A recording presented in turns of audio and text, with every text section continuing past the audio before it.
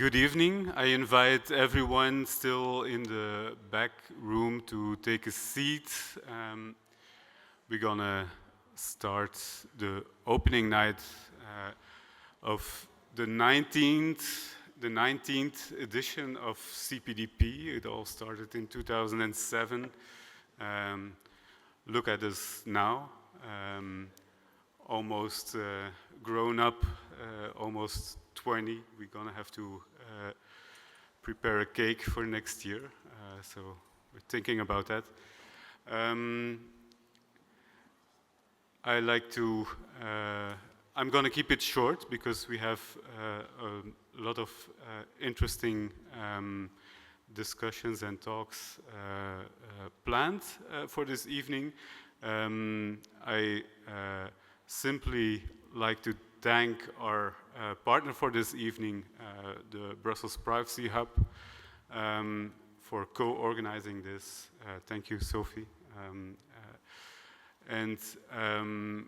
I also wanted to start with briefly introducing Simon Denny. You might know that annually we collaborate with an artist that we appreciate very much for their work in the realm of what this conference is all about computers, privacy, and data protection. So we have worked amongst others with James Bridle, with Vladan Joler, with many others, but this year we're very, very, very happy to have worked with Simon Denny. The results of the commission are everywhere at the conference, on the conference bags, the t-shirts of the volunteers who are working here, also here in front of me on this beautiful desk. But I will leave it to Simon later on to explain the commission and also talk about his work. But voilà, I promise I keep it short. I give the word to Sophie and voilà. Thank you, Thierry. This is working. Yes, let's give a round of applause.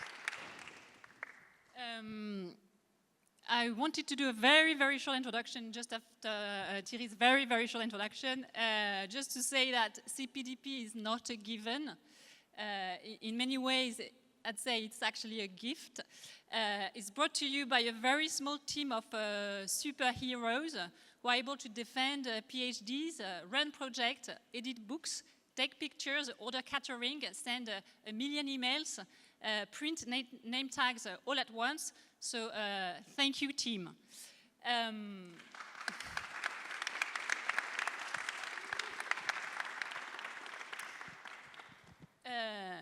now this is the opening. So I don't know if you noticed, but this CPDP opening is about culture, innovation, and lawmaking. Yes, I think CPDP is about culture. I have three questions for my introduction. So what is privacy and data protection culture? I'd say it's not exactly corporate culture, nor compliance culture. It is true that technology shapes cognition quietly, structurally, without asking permission. But privacy culture seems to be working in reverse. It does not emerge naturally from systems. It has to be planted, nurtured, and reaffirmed. Does that mean that privacy culture is counterculture? Hopefully not yet, or not quite. But just to be sure, and we'll discuss that more intensively, privacy culture is not about defending a narrow interest, and it's not opposed to innovation either. Which brings me to my second question. What is innovation? We are clearly desperate for it. We love coolness, the thrill of the new, even progress.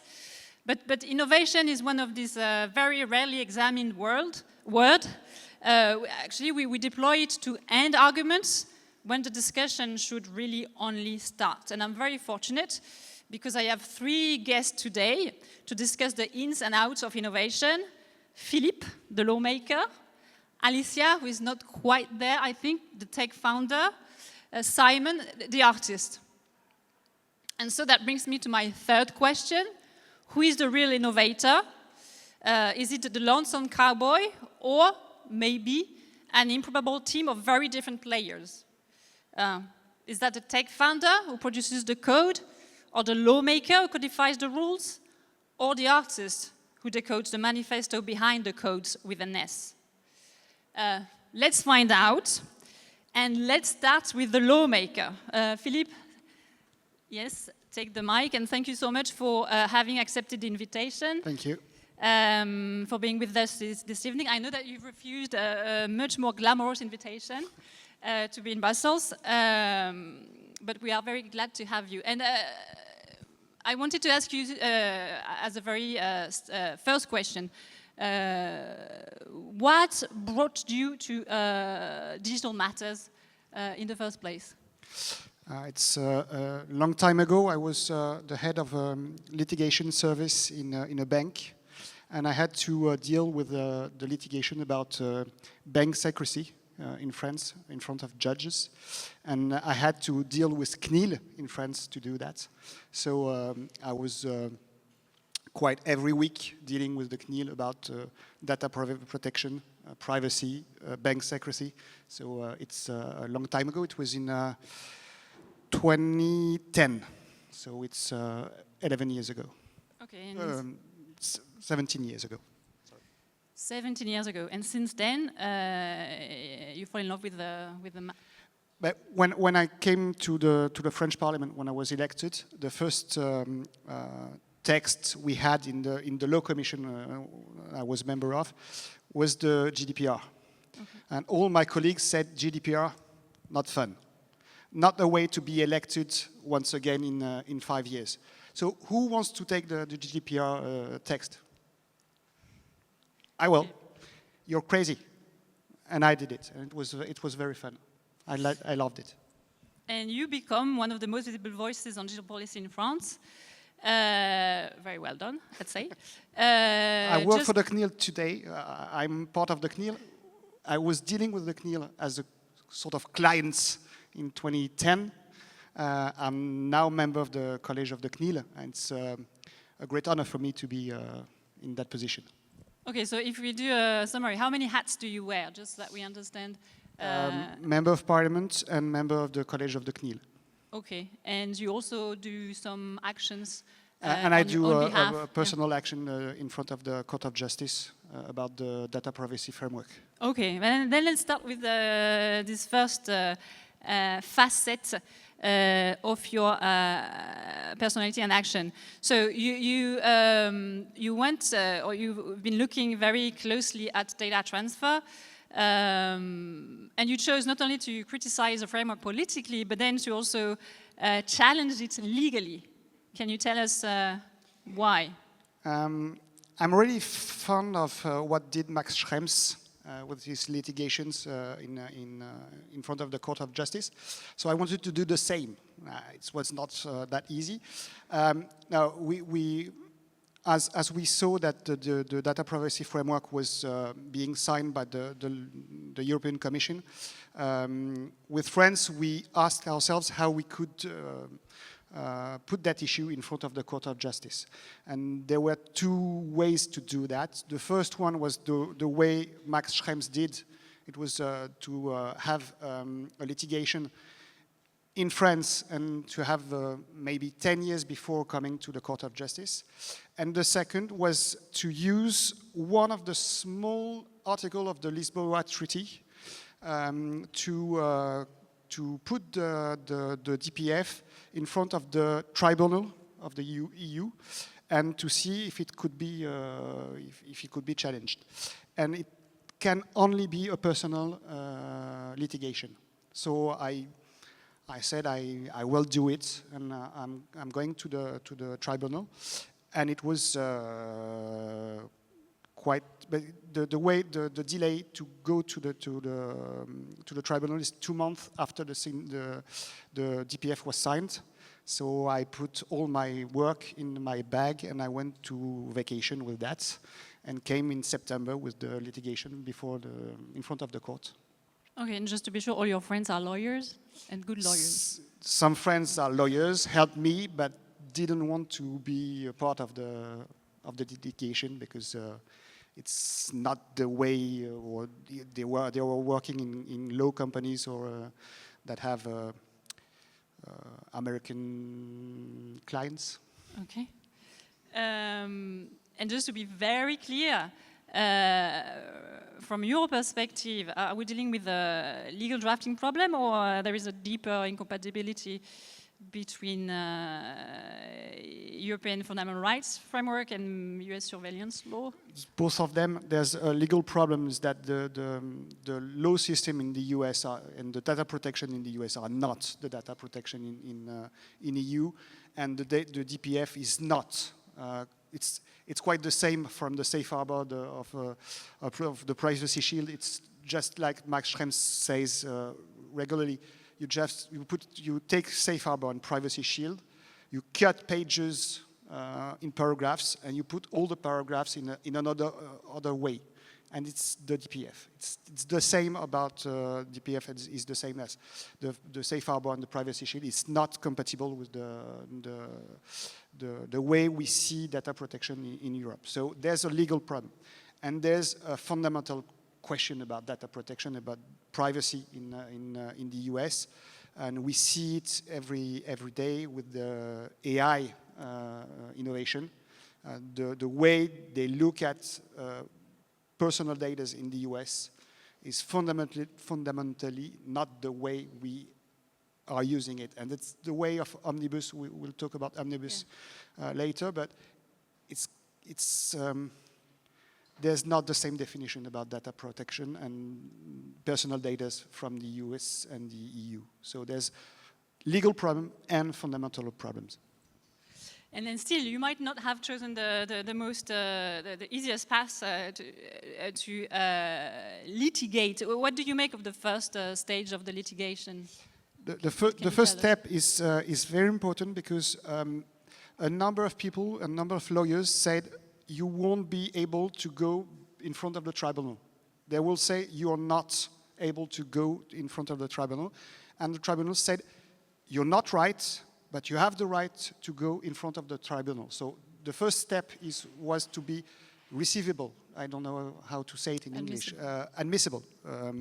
And I am admissible. So there's now the question is, the tribunal said, at the time of the signature of the DPF, all the protections were taken by the Commission, and the Commission has the right to say that the DPF is not anymore able to protect personal data in the US. So there's sort of control. So you're not able to contest the DPF in legal ways. That's the point I will bring to the Court of Justice, saying that when the DPF was signed and now, there's many things that changed in the US, and it's not because only of Trump, but majorly it's his fault. So do you feel optimistic? It's a litigation. You cannot be optimistic with the litigation. Okay. I was wondering, what do you make of the arguments that, well, we need to be pragmatic. So we need pragmatic solutions for data transfer. Contractual clauses? Maybe, but are they working? At that time, it's the only way. The way we can have another data transfer protection system is that the US consider the data protection and the personal data as we are thinking of in Europe. But they are dealing with the personal data differently from the US persons and the non-US persons. There's the FISA, there's the Cloud Act, there's all these legislations that considers that US persons have more rights than non-US persons. If European persons have the same rights as US persons for data protection and personal data, we can find something to deal with this problem. At that time, it's not the way, so we need contractual clauses between US companies and European companies. Okay, so if I then ask you whether you think we've stricken the right balance between openness to global markets and protecting fundamental rights, what would you say? That's a tricky question. I'm not very optimistic about data protection and privacy in the world we are facing today. I won't talk about the US anymore for this question, but even in Europe, we have questions about data protection and privacy and personal data. We see the omnibus. We see the questions about end-to-end encryption, which is a problem, an issue in France and in Europe. And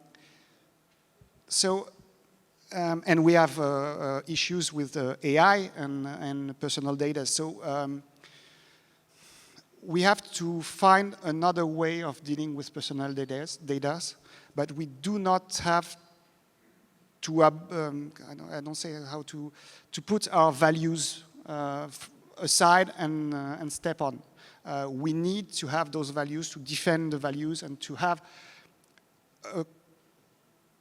a technical way to protect the data and to use them in the AI world and in the world we are facing.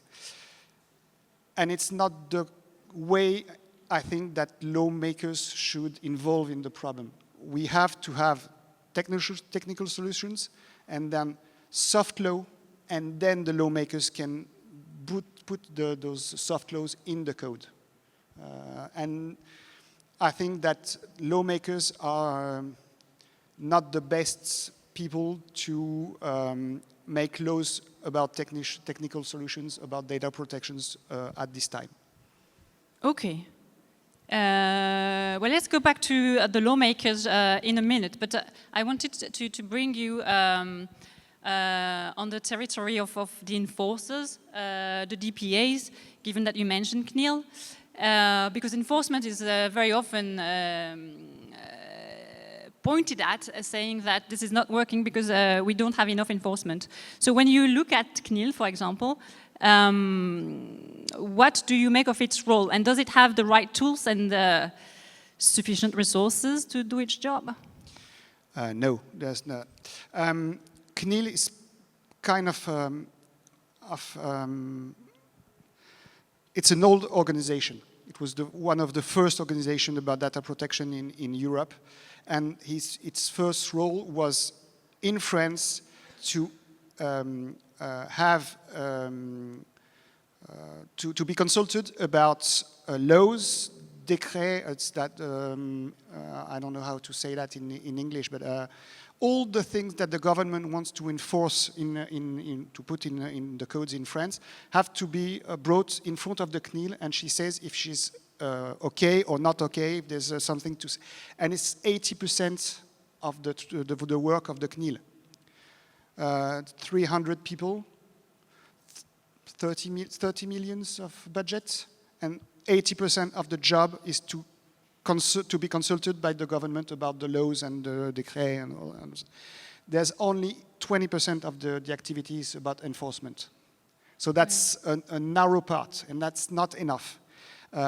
For example, the equivalent of the CNIL in Spain, it's much more about enforcement, because she only has the enforcement issues to deal with.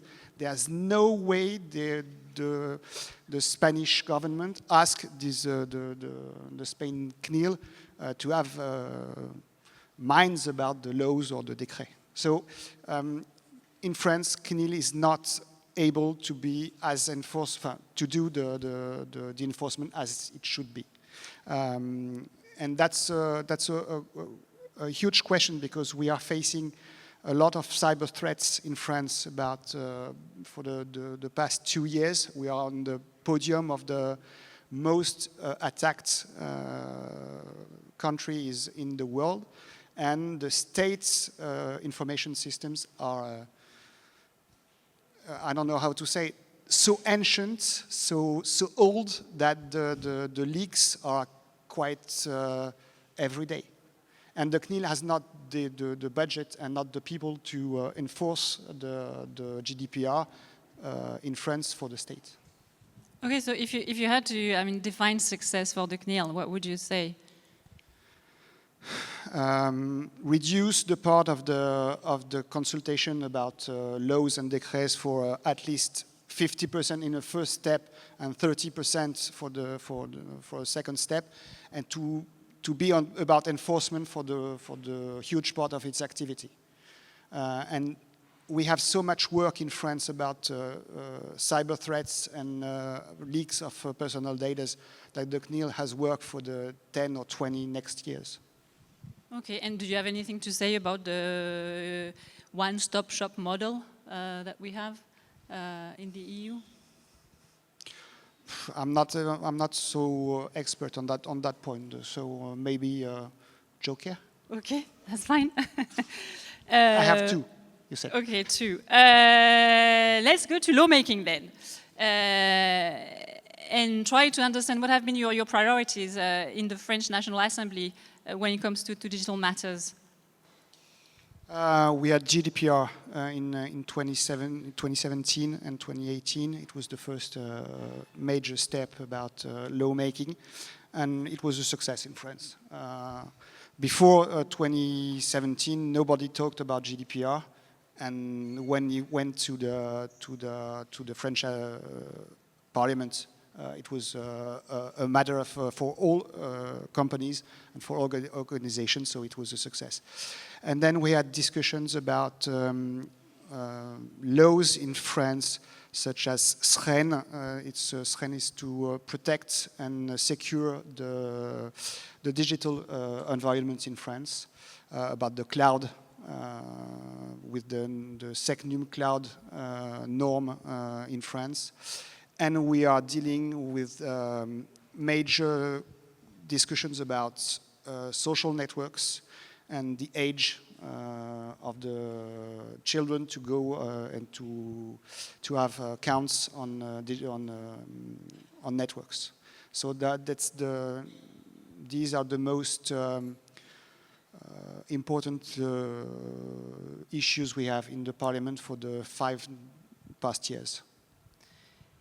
Okay, and I mean, you represent MoDem, so center-right, aligned with the government. But that being said, you've been willing to criticize the government publicly on different files. Yeah, about security. When we had the text SREN, secure and the digital space in France, I had disagreement with the French government and with Jean-Noël Barrot, that was the digital minister in France at that time, and he's still in the government. We are friends. There's no issue about that. But we had discussions about using SecNum clouds. For the state in France, and it was a great matter of discussion with the government.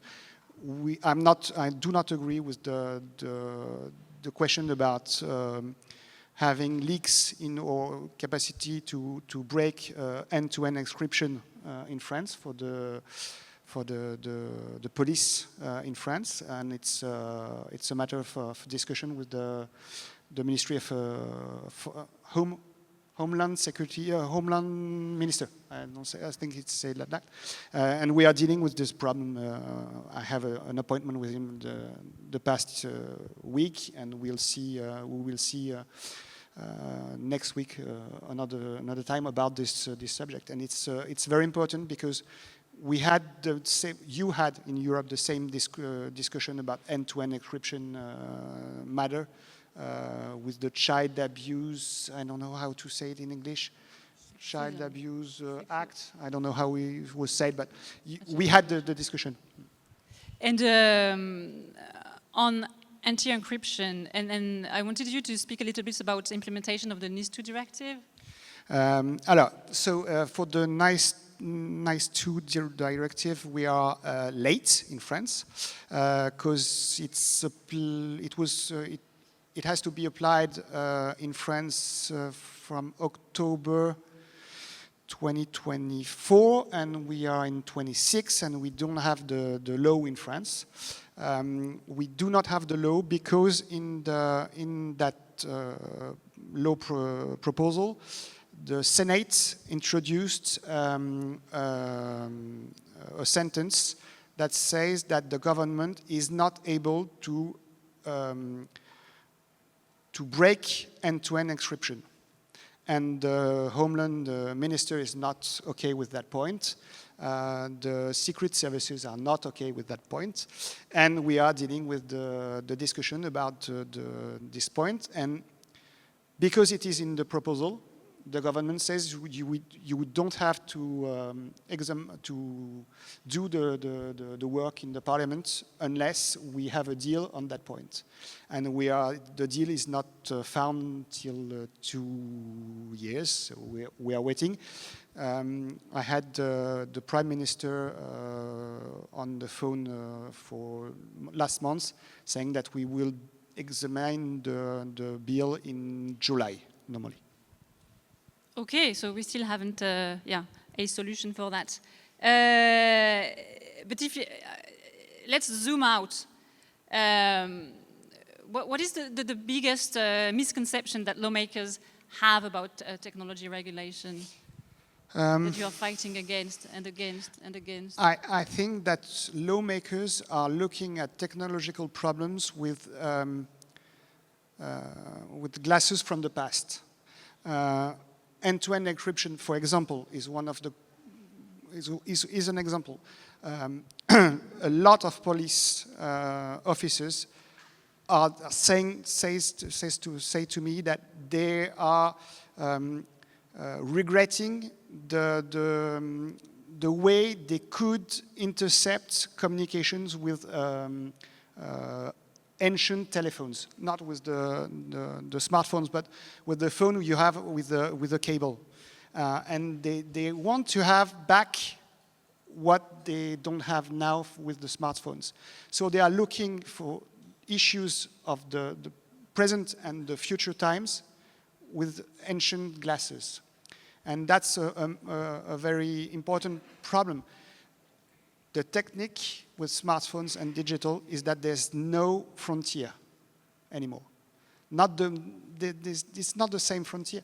If you want to say that you can't have access to signal in France, you use a VPN and you use signal in Brussels.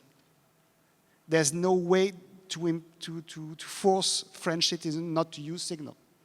So you have to think without these glasses from the past. And that's very difficult because in the parliament in France, I don't know in other parliaments, we are not enough members of parliament looking to facing technological issues and incapacity of dealing with these issues.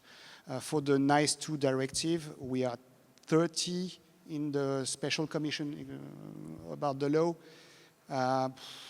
We were 10 to vote in commission. That's not enough. Yeah, no. But how do we buy them, like modern glasses to these people? Culture, education, and time to face the problems and the issues. When you have time to think, you're more able to do quite good laws. But if you are in a hurry, dealing with day-to-day problems and facing, because of one problem from a child about social networks, you are not making a good law. And you are not looking the problem with the step back you need to have. And that's one of the major problems in France. We are facing day-to-day problems, and we are not able to have time to step back and to think. Okay, I think that's a problem that touches many people, not only the French. Now, if you look at the EU level and the various omnibus proposals being discussed quite lively, I'd say, what do you see? What do you think? What can you tell us? I have three problems with the omnibus. I'm okay with the goal of the omnibus. It's to simplify, so why not? But simplification is not redefinition. That's the first point. And with the new definition of the personal data put in the omnibus text, it's not quite good. It's not because the Court of Justice had one decision that you should use that decision to make a new definition for the personal data. And when you ask the Court of Justice, they are saying, wait, we had one decision about one situation, wait for other situations and other decisions before using our new definition or our new decision. So that's the first point. The second point is that I'm not quite fond of the research, I don't know how to say, for the use of personal data, the use of the definition of research. Scientific research. Yeah. Incentive, yeah. What's behind? What's the definition of incentive research? We need to define the word, and we have you ask in the first sentences you said, I don't know if we have a definition of innovation in Europe, and we have to have a definition for research, because it would be a huge problem, because nobody says the same thing behind research, and we will have problems for the Court of Justice for years and years. And the third problem is to transfer the cookie problems to the Irish court, the Irish CNIL. It says that Ireland will be the only country where you can oppose to the American big tech companies such as Google and Microsoft, Amazon, and others. I don't think it's the best way to have good decisions in Europe. So that's one of my major problems with the omnibus. Okay, quite substantial problems, I'd say. On regulation in general, because I know that you've been looking at structural dependencies and vulnerabilities in the digital sector, and as part of the Parliamentary Commission, and you've been hearing different people talking about regulation. There is this sentence that comes in again and again, that regulation favors large incumbents. What do you make of that, or the most well-capitalized players? Yeah, that's it's a Parliament work. When I said that we need time to think about these issues, I must admit that some of my colleagues want to have that time. So the special commission, the inquiry commission that we are in which we are working now, was an idea from the ecological party in France. So it's very important for me to support this initiative, because it says that it's not a question of political party. It's a matter of civilization and of lawmaking and lawmaking. So that's very important. We have the time to think about those problems. And in this inquiry commission, we had the first sentences where in US you have innovation, in Europe you have regulation. And we tried to fight these sentences, and we had now we are facing it's quite for everybody that is that are on hearings. We have this sentence: when you put regulation, big companies are much more. It's easier for the big companies to comply, and it's very difficult for small companies to comply. So you need to be able to have laws that are very specific, that are very, accurate about the problem. And do not build gas companies around, do not put so much compliance about, and think for the small companies. If you want to have small companies complying, think like the small companies can. And that's the way we should use the lawmaking and the soft law before and the lawmaking after.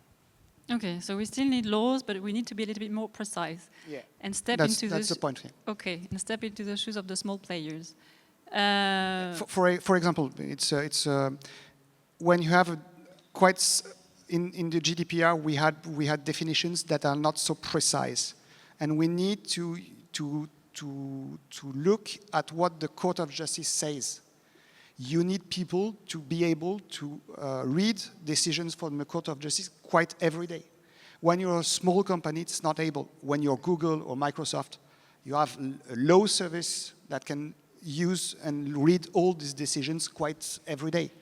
And they can transform the decisions in position papers inside the company to say to other people, you need to do like this, like that, because the Court of Justice said. In small companies, not able. There's no people to do that. But hopefully we have also some regulators that can then translate in precise terms what could be meant by that's a point, an important point. CNIL, part of the work of the CNIL is to build regulation, but soft law regulations, saying in we had to do that. In 2025, we said GDPR say that every people should protect the personal data they are using in their system, and we need to have. There's 4 steps, 4 things to protect these data. You have a year to comply, and we'll enforce this compliance in 2026. And at the beginning of 2026, we had 2 decisions of the CNIL. One is for free, telephone company, and then another one was France Travail, which is the part of the employment, I don't know how to say, employment assurance, insurance, which is part of the government, kind of. We had 2 decisions of the CNIL for cybersecurity based on the GDPR. And that's the work the CNILs make, but it takes time. And it's very difficult to enforce afterwards. Okay. Thank you for sharing your views on legislation. I want now to hear just a little bit on you on the topic of digital sovereignty. And I'm wondering whether you think it's more like a communication doctrine maybe, or is it really like an operational doctrine? And how would you define that? Because some people actually criticize that very term, say it's utopist to actually use that term, we will never get there, but does it matter? There's a lot of sovereignty washing, I think, for the past year. It's a major issue. I don't know what kind of word can be used. We have words, different ones in France. The question is not about sovereignty for the world. It's about our independence. We need to be independent in Europe and to make our own choices. And that's the concept that is behind the word sovereignty. So many companies, US companies, are saying we are protecting European sovereignty. It's sovereignty washing, and I don't agree with that, and that's not my stuff. I had a dream, like somebody said, that the EU and the EU Commission will bring sovereignty in front of its policy. I'm waiting for the sovereignty package. It is the 3rd time it is postponed, and I'm very disappointed about this postponation because I think that it's because of the US, and because of the US are saying at the European, if you put the sovereignty package, we will enforce and we will raise up our tariffs. And that's not, we cannot enter these discussions like that. We need to be able to make our own choices. We need to be independent, technically independent. And that's not a question of tariffs, it's a question of survival in the world we are facing. We need to do that. And it's not, we should, we need to.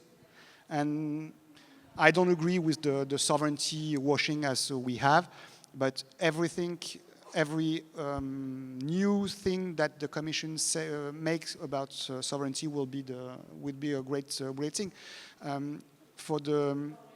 I don't know how to say that in English. But my English is poor, sorry.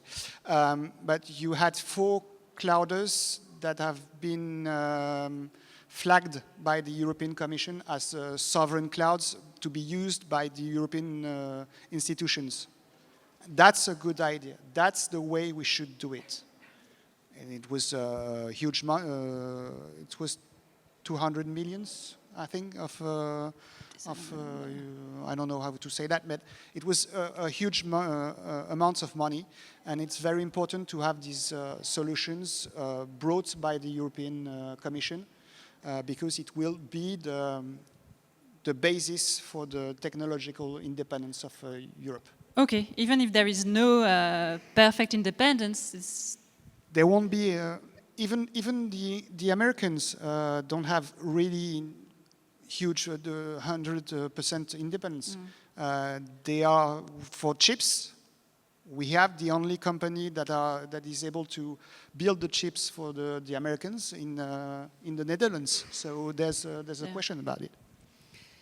Okay, before I give the audience the possibility to ask questions to you, Philippe, I just wanted you to say 2 words about minors and the youth. What do you think about what's happening in France? And then if you look forward, if you could change one thing about how we actually deal with technology, what would that be? The question about minors in social networks and technological environment is a tricky question because we need to protect them, but the tools we are using are not the good ones. If you want to go on X and you're 13, you have to use a VPN and you can go to X.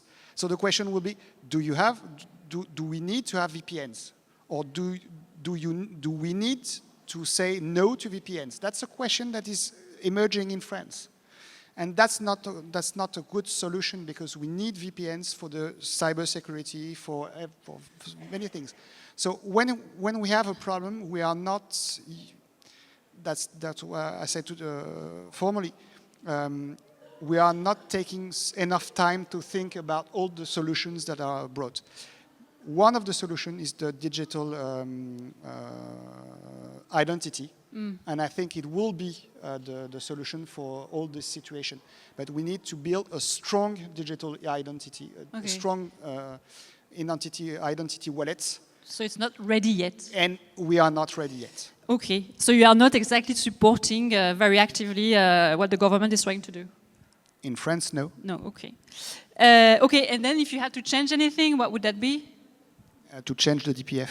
Okay, thank you. Thank you very much. I think we have time to take a few questions from the audience to Philippe. Does anyone want to ask any burning question? I have one joker left, so...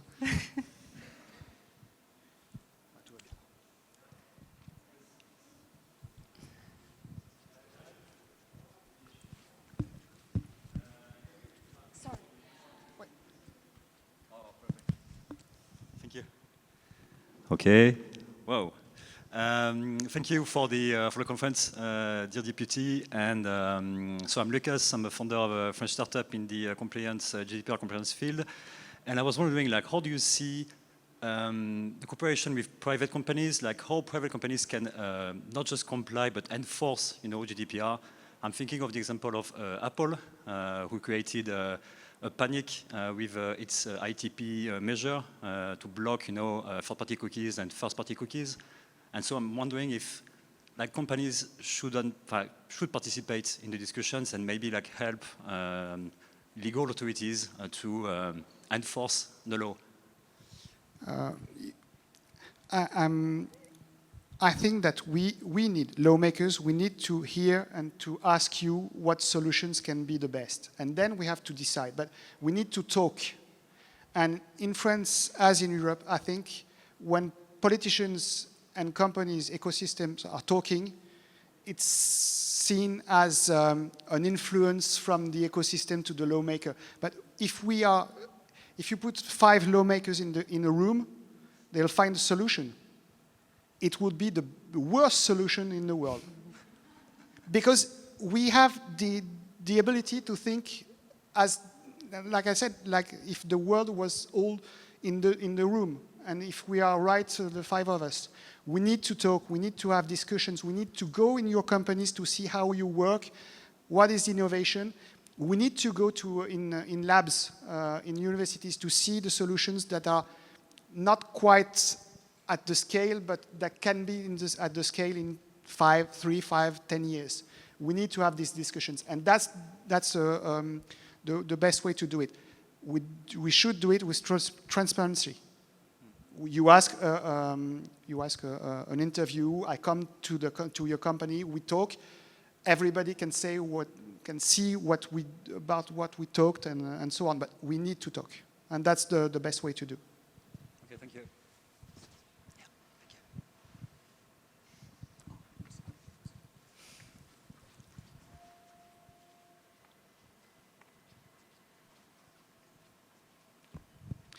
I read an interview that you gave to Expertise, legal magazine a year ago, where you said that the FISA reform last year invalidated the DPF because it extended FISA scope to.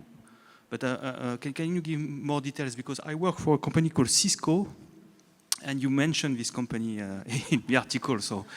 FISA Section 702 Yes. was extended by the Biden administration before the American election with a section that is 504 to telco companies. FISA was only about tech companies such as Google, Microsoft, and so on, and was extended to telecommunications, telco companies. So that's why we have a question about, for example, with cross-connect devices in cloud centers. We have a question about IP telephones, and all that is part of the FISA. When Biden signed the FISA, extended the FISA. FISA is at the Congress in this moment because it was only extended for a small period of time by Biden, and Trump is willing to enforce the FISA as the same as it was, but for the next 5 years. So I'm waiting for the Congress decision. They are voting at the end of the month. But if it is extended for another 5 years, so there is no way to escape FISA for Europeans? No. So that's one of the points. And as I said, FISA is only applicable, can only apply on non-US persons. So you can apply it for European persons. There's a difference for personal data treatments as you are a US person or a non-US person. And that's one of the problems with DPF. One more question? Yeah, in the back. So you've talked about digital sovereignty, and I'm very grateful for that question to be asked. So my question is, there's a lot of effort in the EU currently to tackle digital sovereignty further and build the infrastructure. But my question is whether you think the progress that's being done is enough so far, and if not, what else can we do to accelerate the progress, especially when it comes to building all the elements of the Eurostack that we aim to build? Thank you. Thanks for the question. It's not enough. It's not a surprise. We need Small Business Act, and we need a Buy European Act, just as the Americans have. The Americans have Small Business Act and Buy American Act. We need to have both legislations in Europe. The public procurement should go to small and middle companies from Europe and not to big tech of the US. So we need those two legislations, and it's not a French legislation. It can only be a European legislation. So there's a lot of work to have those legislations in Europe.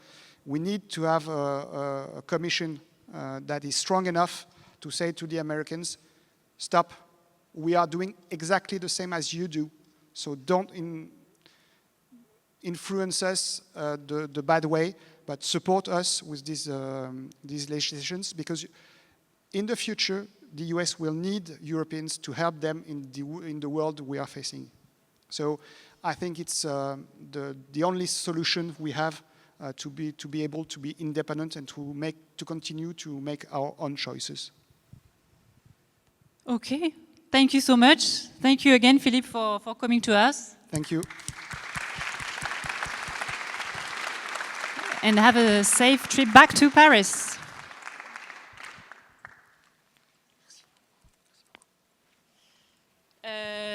And now I think I can call to the sofas, Alicia and Simon. So we started with a lawmaker. Now we welcome the tech founder and the artist. You have a mic and everything? Yeah. Because I wanted to dig a bit more on the topic of innovation and tech culture. And for that purpose, I think we do need a variety of perspectives, starting with the tech founder, but continuing, of course, with the artist. So I'm very happy to welcome the both of you. Thank you for being here. And I'm going to actually, let's start with Simon. Get a bit of distance from where we stand. Simon, you look at founders' narratives, philosophies, branding, images, everything that is being produced by the technologists and these tech companies.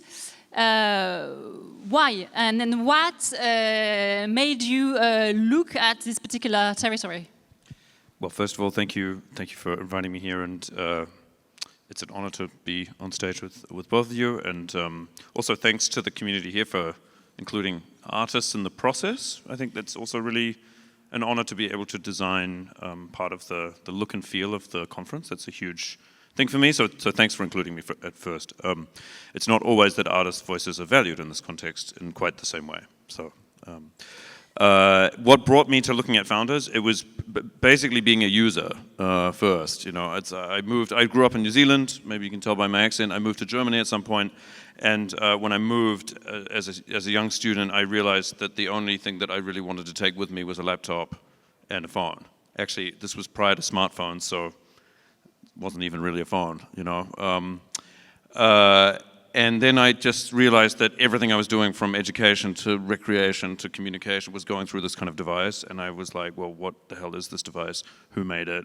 And then I started to hang out with people who were not only building art things, but also making companies, and started to understand the power and the cultural influence of the people that were making the decisions about the technology.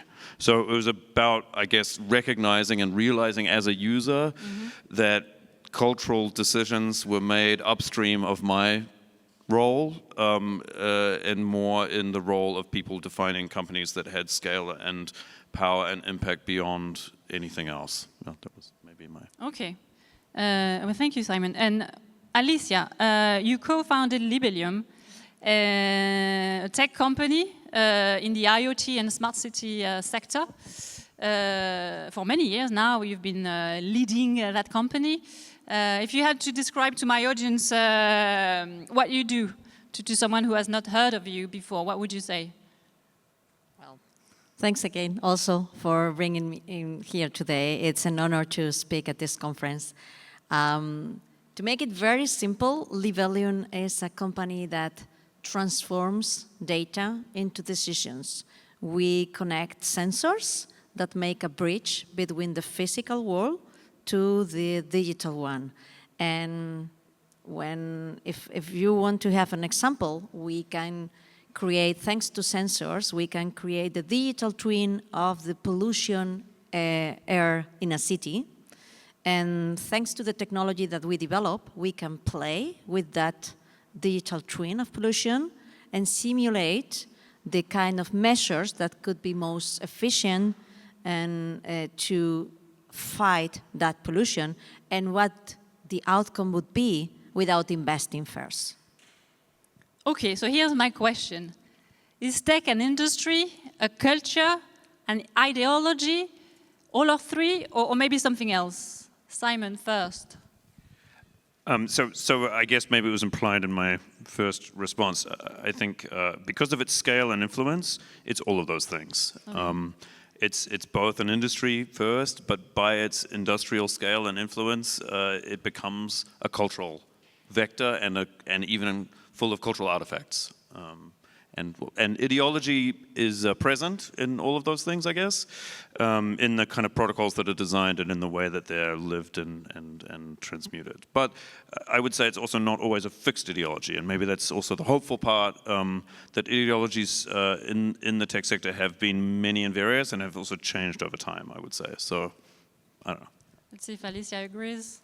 A little bit different view, more practical.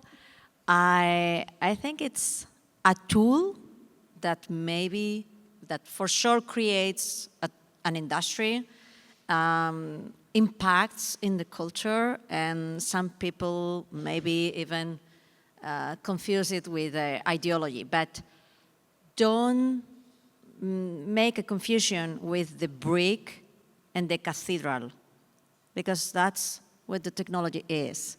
And sometimes, maybe you can be surprised for a tech founder speaking that way of technology, but I think that we shouldn't, as a society, elevate that much technology, because sometimes we are yielding some of our personal responsibility on giving so much power to the technology, which is just a tool. It should be like that. Okay. Let's turn to innovation, which is slightly related. So it's one of these most repeated words and also most contested words, I'd say. Simon, you've worked on that very concept through, for example, the innovator dilemma. You took inspiration from the work of Christensen and its text on disruptive innovation for that purpose. And so you've been examining how companies represent themselves. What do you think the word actually means when tech companies use it?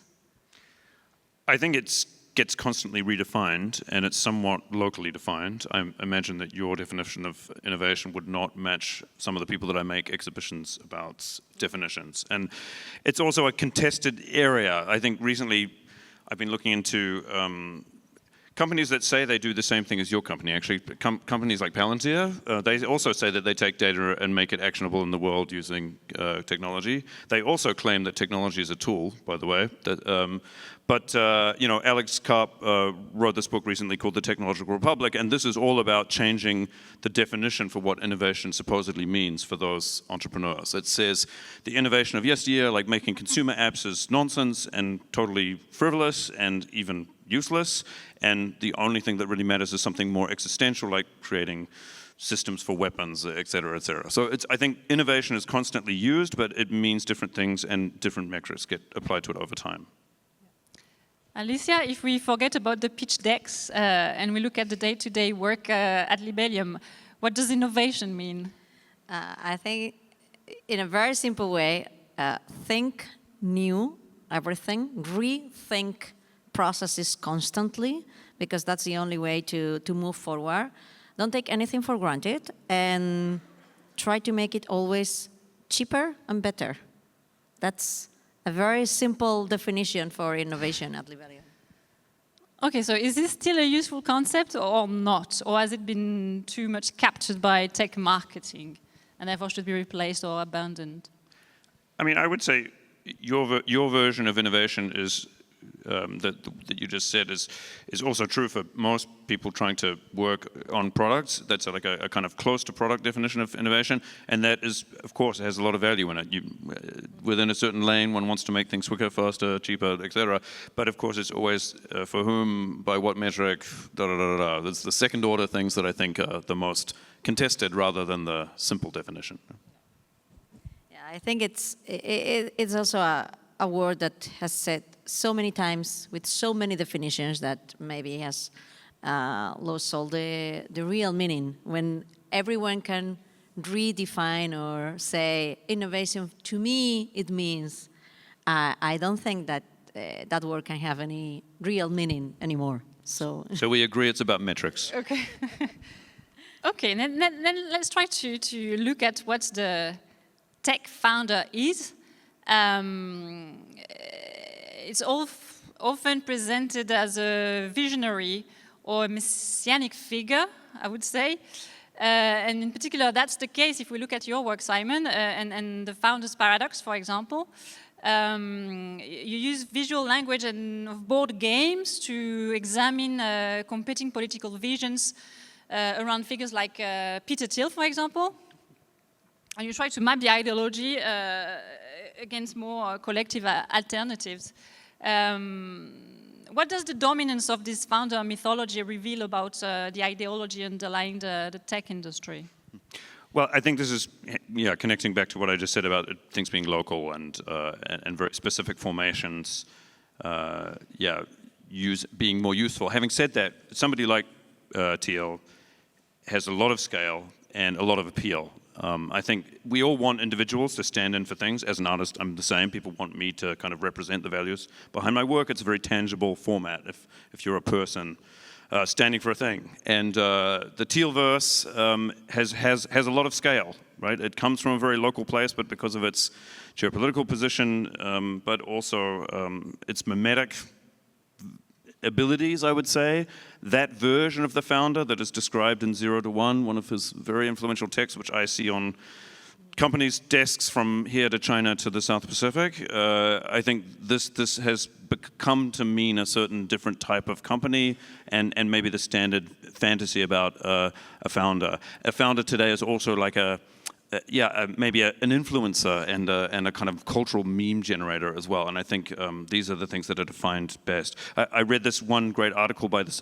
guy, Sam Criss, in Harper's Magazine recently called Child's Play, which describes the kind of the role of the agential actor as founder, which is, I think, the best definition of a contemporary myth that has scaled of a founder today.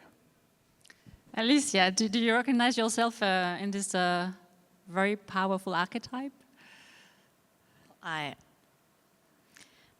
don't think we can extend that archetype, especially because most of those archetypes are always guys and males, and we don't have those kind of. We still don't know what the female archetype would look like.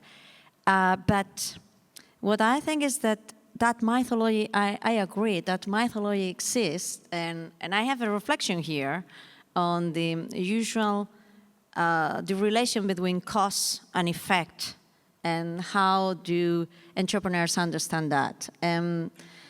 I think that we don't personally know those people. We just see the big impact they have. We see the fact that they are over good and able, and they say whatever they want always, and they are always right. And that's not because they are tech founders. That's because they have built very, very powerful companies, and they are in very powerful positions. Sometimes tech founders, and I've seen in some cases, make a confusion with that and think that trying to imitate the role or the persona behind those results will automatically give that person the ability to achieve all the things that person achieved. So that's the reflection. Because I'm sure that all of you know one of those tech founders trying to mimic those tech bros without having the same results, right? And that's too sad, too sad. Okay, so then what happens to this founder methodology when it travels outside Silicon Valley and lands in Europe, south of Europe, changes gender? What would be your reaction to these potential mutations? I think that we also have those versions. I think we all have those local versions of powerful people. Alicia, first, where are you based? Can you tell our audience where you're based? I'm based in Spain. Okay. So, and yes, I think that we also have those stereotypes in some of the entrepreneurs or on the big, hugely successful entrepreneurs. And the problem is that it doesn't necessarily always be good values to transmit. That's my biggest concern. A few years ago, not so long time ago, in Spain we've always said we have many complexes, many complexes in Spain. Some of them are related to failing, and that's why it's said that usually Spanish people is less prominent to start a business. Sometimes because people will absolutely stigmatize you if you fail. And we, for years, have been fighting to be a good reference to reivindicate the good role of business people for society. You create riches, you create employment, you create things that are actually useful for others, and try to clean that image so that more young people can feel, I want to be one of those. Those are not the bad guys. I think that this concept is becoming more popular, being a successful business person, but I'm not sure if we are transmitting the right values associated to that. I would concur with that. I think the role of the founder is only, and the company builder is only going up in value globally. I think it's a goal that many young people, I also teach, and many young people want to reach for. I think it's a well-known archetype, but I also think the metrics on which that is judged by is indeed what's effective, right? It's not a values first metrics at all. It's a results first metric, and that therein lies maybe an agreement on the. Okay, and then let's try to go deeper into the corporate culture now. When you look at the internal culture of tech companies, how they organize, how they motivate and narrate themselves, what do you see? Simon, two pieces of work in particular coming to mind: products for organizing and all you need is data. In there you examined the crossover between hacker culture and corporate management, and you also tried to reconstruct the world of the Digital Live Design Conference, which is a very exclusive tech gathering. Has corporate culture in tech ever been countercultural? Or is this always a methodology? That's a great question, and I wonder if we have the same definition of these terms. But countercultural to me reminds me of one of my favorite books that analyzes this culture by Fred Turner from Stanford University, called From Counterculture to Cyberculture, which was a description of the world of Stuart Brand and the way that his values and the people around him kind of started as people doing directories like the Whole Earth catalog and ended up being Wired magazine and kind of consulting in the 90s. And this kind of culture influenced, I think, technologists everywhere. There's another counterculture that gets spoken of as well, and from again the Thiel context, which is I think the current strategy from that world is to kind of make the right wing seem countercultural and seem risky and transgressive, and all these things that we associate with counterculture. And also this notion of thinking differently, being opposed to the current thing, is also, I think, valorized for its value because it's under, you know, if you're one person who is willing to or able to do something that many people are not even trying, there's a large opportunity for less competition and more leverage in your activities. So I think counterculture is a kind of central idea that's exploited in many ways in this type of context. Yeah. Okay, and then looking at what you're trying to do, Alicia, when building Libellium, what type of culture did you try to build there? Well, we've built our culture around 3 core values, which are connect, transform, and empower, and that summarize the whole thing. We connect people, things, sensors, colleagues, so we are very open to cooperation, and that's very useful when you are in an organization that it's not motivating very hard competition between all the colleagues, and you are really fostering cooperation and awarding that. You go faster, but you really need to show everyone that no one is better than the rest of the group, the whole group, and that you can stand out, but always cooperating with the rest, and also a culture of resilience. And we've in our 20 years we have had a lot of ups and downs. And we even had 2 fires. That's something that hardly happens to many companies. We've suffered 2 of them. And that teaches you very, very valuable lessons about what's really important in your company, what's really needed to keep moving. And it's essentially the people that are inside the company. So that's the best example to see, well, maybe the company's burned, but the people are here, safe, so the company's alive. I worked in industry and I worked in a tech company, and there I was told that the culture is everything. Would you agree? Well, yeah, I quite agree, yeah.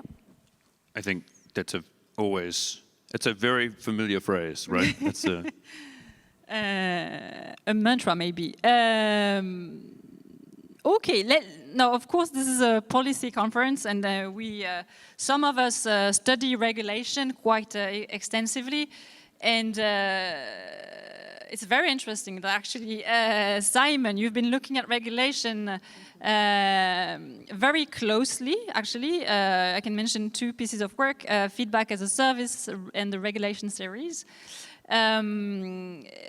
You also described the EU attempt to regulate major platform as something that is unique, with no other meaningful attempts by foreign state entities. Do you think regulation can change the culture of tech? How people inside these companies actually think and build, or can it only change surface behavior? So, first, this is a really interesting question. And it's a really interesting opportunity, and it was a real pleasure to hear the first speaker today speak about these things more directly from a policy perspective.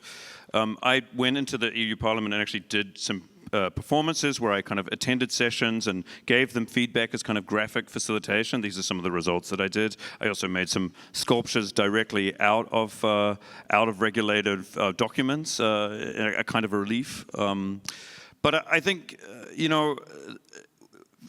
in contrast to being a New Zealander, for example, the EU has more leverage than many globally to, for example, present alternatives to the stack in the US, which is so powerful.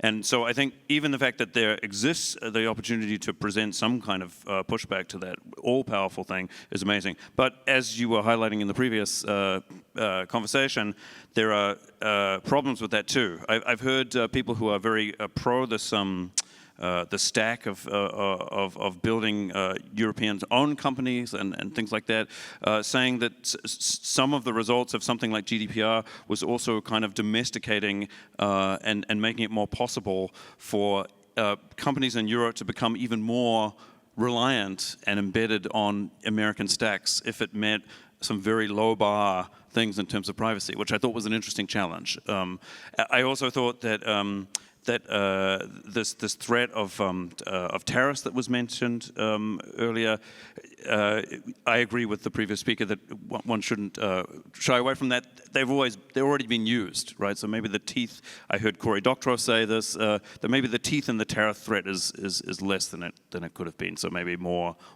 regulation is possible, and even more aggressive regulation, I think, is possible. Is possible. Alicia, what do you think about that? So Libellium operates in a heavily regulated environment. Has regulation, let's say GDPR, driven genuine innovation, or is it primarily a constraint to manage? I think that those are two very different concepts. GDPR is a wonderful tool to ensure European digital rights.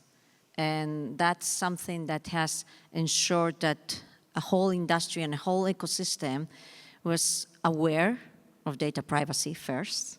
And do not underestimate awareness with privacy. And also to create an ecosystem with that designs products compliance by design, which I think it's always useful. Now, it's very often used regulation as an opposed thing to innovation or to scale. And even very often, I hear that the regulation in Europe is preventing scale-ups to grow and scale higher. I think that we can just change the question and say, will European scale-ups become bigger overnight if we remove the regulation? I think that's the question. Because again, that's not a cause-effect relationship. I have many problems running a company and being 20 years in this industry. Compliance is the job of one person, sometimes with the cooperation of different experts in the company. But that's definitely not the problem. The problem in Europe, and that's the real debate we should be having is the scale, the size of our companies, of our startups and scale-ups. If you are a very, very small company of just 5 people, obviously adding regulation is not helping because you need one person to comply, either if you are 5 people or 500. That's not in that range of a scale. But we should attack and move the debate towards why are companies in Europe not scaling enough? Is it because the market is not generating enough demand? Is it because we don't get enough funding, or because the procurement processes for public tenders are exhaustingly long? There are many things that are real constraints. Regulation could be at the end of the list if you want to keep it. Okay, so when you look at the current attempts to try to simplify the EU digital rulebook, what do you think? Are we looking in the right direction? Well, my concern is because I don't believe that the European startup ecosystem can really benefit of that deregulation. What I think is, who are we deregulation for? And what are going to be the consequences of that? Okay. So I had a next question, which was, how do you view digital regulation? Is it closer to paper law than to live the reality? It does seem that you see a value in regulation. Am I correct? It's more than paper law, yeah? Yeah, obviously you need always, I was having a meeting this morning and we were talking about having a law doesn't imply that you comply with that. You always need the enforcement. And that's one thing that we also lack of. Simon, do you want to add anything? I think I can't add much value to that. I think regulation has a lot of potential and a lot of opportunities, but there's people in this room that know more than I do. Okay, let's turn to vision now and look at what you've been doing, Simon, for example, in machine paintings, where you draw a parallel between Italian futurism, cult of speed, machines, and violent rupture, and the current aesthetics of defense tech companies like Palantir and SpaceX. When you look at today's tech industry and how it imagines and sells the future, what do you see? Yeah, I mean, I found this confluence really interesting. This is my current work, and maybe I'll talk through a few images so people can get a sense of like what's going on. So this is a book and a text that was written by Marc Andreessen, one of the most influential founders, and so he founded Netscape, the browser in the 90s, first commercial browser, but he's also maybe one of the most important capital allocators in the world too. So he's a VC. And he wrote a book called The Techno-Optimist Manifesto, which directly drew from Tommaso Marinetti, which, you know, for those of you who are familiar with art history, was this very disruptive poet and artist who worked from the 1910s through to the 1940s in Italy, and everything that's implied with that adjacency. So he was adjacent to also the emergence of Mussolini's rule, etc. And so it was interesting for me to see things like this come out of that context. It looked a little bit like this, so innovative computer art from mid-century experiments that happened in Europe and the US. But yeah, also this kind of thing, futurism from the past. This is a futurist exhibition that was recently staged in Italy, which is also aligned, I think, with the message of Italy right now. They're also looking back towards futurism in that period with rose-tinted glasses, but this is the kind of imagery that is being produced for defense tech of companies that are funded by people like Andreessen. So this is Anduril, maybe the most valuable weapons startup in the US at the moment. I think they just doubled their valuation to 61 billion. And they make these images which look like futurist paintings from the 1930s and 40s. This is another one of theirs. This is not just a US phenomenon. Also, it's also a German and European phenomenon. This is an ad for Quantum Systems, which is a German startup, which also, coincidentally, has, for example, Thiel investment in it. So these things are not always so separate, even when we're talking about defense in Europe. And so I have been making paintings using machines, using outputs from machines, robots painting paintings in several layers. And here's another couple of layers of the processor where I train AIs on these two imagery sections, let's say. So defense tech advertising from today meets Italian futurist imagery from yesteryear, and then kind of is mechanically and machinely painted.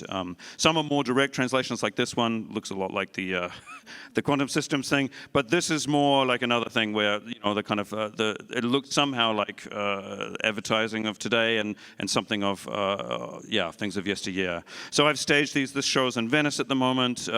This was staged in Germany in a hotel room overlooking the Defense Department, which was also a very nice place to stage it. I also spoke at DLD about this, which was a really interesting thing, so feedback on my earlier work. I've written an essay about these aesthetics in Art Forum, if anybody's interested as well, that sort of maps out these confluences. And I also, brought this research to my work here for the conference. This is Andreessen's recent logo. So the guy who wrote that manifesto's logo, you'll recognize elements from it. And this is also one of the most famous, if not the most famous, Italian futurist sculpture, which is now in the collection of the Met in New York, ironically. And this is the EU coin that was issued in 2002, 20-cent piece from Italy that was also using that motif. So I have made sculptures and translations of this, but I've also, for this conference, produced this logo that's all over your T-shirts and stuff like that. So sorry, or thank you, or I don't know. It somehow brings all of these things into vision for me, and also all the kind of questions that come from, why are these things suddenly relevant again? What can we take from yesterday? What can we give to today or tomorrow? And where do ideas come from, and where should they have sovereignty? Okay, and there's lots that is coming from before, would you say? Yeah, I mean, I think a lot of commentators for today and people for today draw on histories where we can recognize some of the dynamics involved in the world. I think looking at war in Europe has made a lot of people look back towards wartime from a century ago, and I think some of the political situations are also similar in the fact that there are more extreme ideologies competing for space, and also the power of transgression. I think one of the most interesting things about the history of Italian futurism is that there was a real value in transgression, in aggression. I mean, also in Spain, of course. Like this is the history that is not only about Italy or Germany, but I think these kind of extreme political positions are again scaling and having a lot of power, and are also being exploited. This kind of movement. Yeah. Alicia, let's look forward. What is your vision for what technology should be working toward? And is there anything that stands in the way of that vision? I have a vision that since we work with sensors, and in many cases those are placed in cities to make them smart, I start talking about datacracy many years ago as a new concept, a new way to communicate citizens and politics. I was saying that technology is just a tool, and again, it's enabling a new way of communication between the citizenship and the mayor of the city, for example.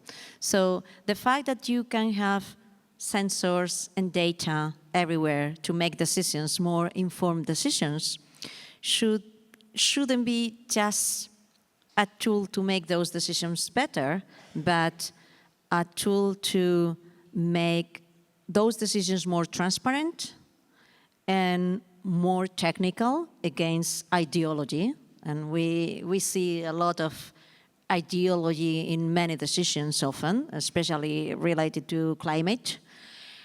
And we could have a good opportunity to make our politics more accountants. So you have your KPIs in a company, you want to reduce or you want to impulse one activity, you define a set of KPIs, measure before and after, and then you are evaluated. And in the case of the CEO, you can be fired by the board, which is the equivalent to not running for the next election. But if technology could make that relationship and that communication more transparent and more accountable, I think that we could have a democracy of a higher quality. And I think that's the best thing that technology could be doing for us today, especially today with all you said. Okay, and what stands in the way of that vision? What needs to be broken, but on the side to make that possible? Many cases, fear to break the status quo. In some cases, even even when you are talking to a municipality, some departments don't want to share data with other departments because everyone is too fear. I think we need to build a new society based on those values of cooperation and transparency for good. And coming back to the European tech strategy, we have the Data Spaces Initiative, which is, I think, one of the biggest and the greatest things and the greatest opportunities that we have in Europe to innovate. And by chance, that was born because of regulation. Mm-hmm. Data spaces are the way to the implementation of regulation in a technical way. And we could do so many things in the healthcare space, in the mobility space, in the climate space, if we could share all the data that we have in Europe in a safe way, with all the credentials, all the credibility, and all the security, of course, and we could advance a lot. So we are on the way, but we need to keep educating society in the good of that. Okay. And perhaps provide negative examples too, as maybe, because I think there's alternatives to that vision, which I think has a lot of promise. That is already going on, right? There's also lots of companies that do that, but with less of the values that you're signaling towards. Mm-hmm. Which brings me nicely to my closing, and I'm going to ask Simon, having heard Alicia's account of building a tech company from the inside, does that change, complicate, or confirm what you've been seeing so far? I mean, in the sense that I do think these things are always local, it confirms it. I think the values that you aspire to, or you claim to aspire to, are not the ones that I hear from all of the examples that I find in my research that have a lot of impact and a lot of scale. So I think that it's confirmed that each situation is different and we all act from our situated environments, right? I think the ability to scale from the position where not everybody has the same access to the ability to scale. And I think the challenges that you outline about that, for me, are the opportunity in Europe, because Europe has a scale. Actually, Europe is it's a big addressable market. I often think that Europeans feel like we're small, and I say we, but I'm not even European. And I think also there's being a lot left on the table by the movement towards a more nationalist world and a more hardline rhetoric and more aggressive politics coming from the US. I think there's a huge amount of value left on the table of the things that actually everybody used to like about the US that they're discarding. So I think there's an opportunity for companies, but also for, I guess, like governments and people in politics in here to pick up some of the nice things that we used to like about a kind of global liberal fantasy and implement them with the scale and impact that is possible within Europe. Thank you for this very optimistic view of the world. Having heard Simon's, initially critical perspective, looking at ideology and visual language and systems of power, does that resonate with you, Alicia? Well, absolutely. I think that archetypes exist because we have examples and references, and of course, Simon is not making out characters of a novel, but just inspiring by real people in the world. So, but I'd said that we shouldn't confirm that only a few represent the whole thing, and we shouldn't allow to just that's a nihilist position of accepting that it is what it is, and try to look for more references and different values. Okay, and just before I maybe take a couple of questions, assuming we have the time, what keeps you going, the both of you? I mean, there's so much amazing stuff in the world. It's hard to actually. It's more. I have more the opposite problem is stopping. That's I find everything interesting, even if it's horrible. Yeah. Okay, that's encouraging. Alicia? I'd say curiosity. I think we are living in the best moment of mankind. Even although we have many problems compared to other parts of the history, and name which one would you have preferred to be born in? I think this is the one. And yes, technology is not a culture, not a religion, not something so transcendental, but it's really transformative. And I think that being part of this industry it's a good privilege. Okay, thank you to both of you for having accepted to play that game with me.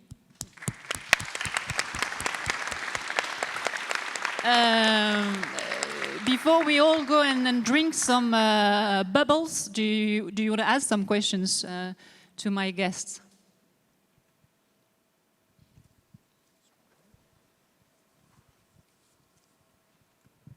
Hi. Can you hear me? Yeah. Okay, cool. Just linking between what the previous speaker said about lawmakers essentially working in silos and not actually hearing about the real world problems. So when we think about law or policies that regulate tech, just for context, I work in tech policy. Do you think your voices are hard enough actually, or you are being brought to the table of conversation when policies are being made that will essentially sort of impact the culture or the industry that you are in? And even if you're brought in, whether it's actually being valued enough or whether your voice is heard and eventually it's being sort of reflected in the policies that are being made, maybe across the globe. Well, I'm also the vice president of FAMETIC, who is the Spanish Czech Association for companies, and that's part of the job, being heard and trying to be as much proactive as possible.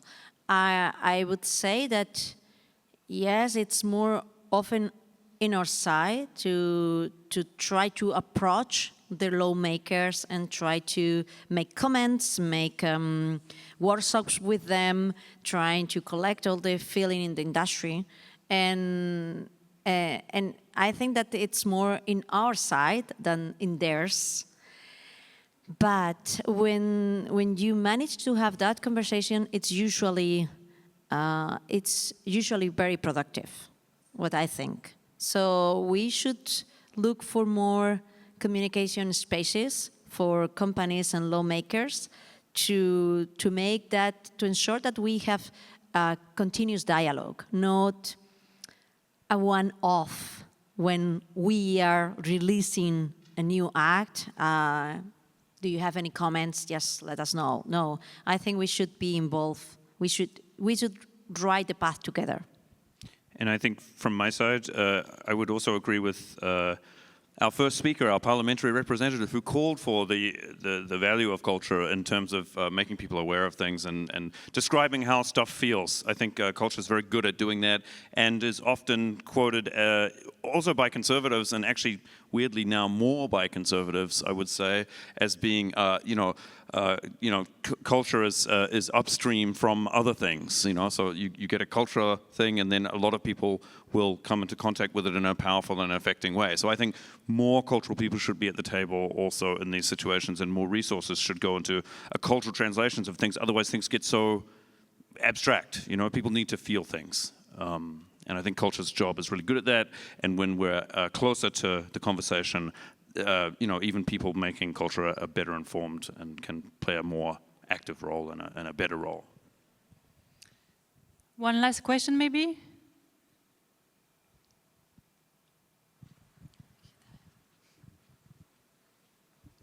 Thank you so much. As an artist, also artist founder with some creative technology background, what do you think of as a creative? Also, what do you think is our role? As curator yourself, also as founder, I think you're also creative, one of the community. So how do you think we should touch base with the current investment situation. Also, not only as a marketing tool, as you mentioned, to translate the language, but also more into a structural impact into the current structure. How do you think it's possible? Yeah. Great question. Actually, I think the role of artist founder, I assume this is for me, right? Yeah, okay. No. Oh, okay. I just add you on the Instagram, by the way. But you should go. Okay. You go. How assumptive or whatever. Yeah. Yeah. So I think actually, like, I know many people who are both artists and company founders. I'm not one of. I mean, I run my own company because I sell my art, so therefore I'm a business. But beyond that, I also know people that have founded tech companies who are artists, and I think it's actually a really interesting shared space between the founder mindset and the artist mindset. It's kind of a cliche. It's been labored in lots of different contexts, but I think it can be true. And I see lots of people reaching for funding from more traditional things like venture who are coming from my background and my context. So people that go through an art school context, starting companies. And I think artists have crazy ideas and they're very good at scaling them. So I'm happy to hear there's an art adjacent founder in the room. There's a small fund done by a British group of people called Restless Egg, which is kind of like a little boutique artistic venture capital firm which fund companies coming out of ideas from art. I also applaud things when things like Antikythera and things that are made by people like Benjamin Bratton, who are also kind of innovators for ideas that are on the edge of art that can become businesses. Not every art idea can be a business, but also sometimes some of the best businesses come from outside of like an MBA context or whatever. So I think it's growing actually. So that would be my answer. Alicia, do you want to add anything? Nothing to add, but I think there was another question in the audience. So It's true. There's one up the front here. One last question, yeah, Ferre. Do you want my? You can grab my mic. Yeah. Thank you. It's actually a very simple question. Why do EU companies have to scale? Maybe it's a stupid question. But yes, EU companies doesn't need to scale necessarily. Tech EU companies have to scale, compulsory, and that's because the nature of the market. I've been in touch with many funders, many family businesses in more traditional businesses, and you can have a shoe shop for 100 years, and you can specialize and you can make that your moat, your defensive moat against competitors. You have tradition, you have that legacy. That doesn't happen in technology. We don't build old style traditional companies. We are probably in the most globalized sector and in the most competitive one, and where the biggest competitors exist, all in the US and in China. And the problem, it's not only an existence problem for European companies to survive. It's something even more important. It's our digital sovereignty in the table right now. We see that if tomorrow a couple of companies decide to switch off some buttons, we couldn't continue with many of our companies. Automatically, many of the European industry will become less competitive. It would affect not only to tech companies, but to the whole European industry. So yes, we need, unfortunately, that's not an option to scale in tech companies. And it's one of the most important things that we need to solve in Europe, I would say. Okay, thank you so much. I hope you enjoyed my mixed bags as an opening. I say that very positively, of course. And I wish you all a very productive conference. Thank you so much.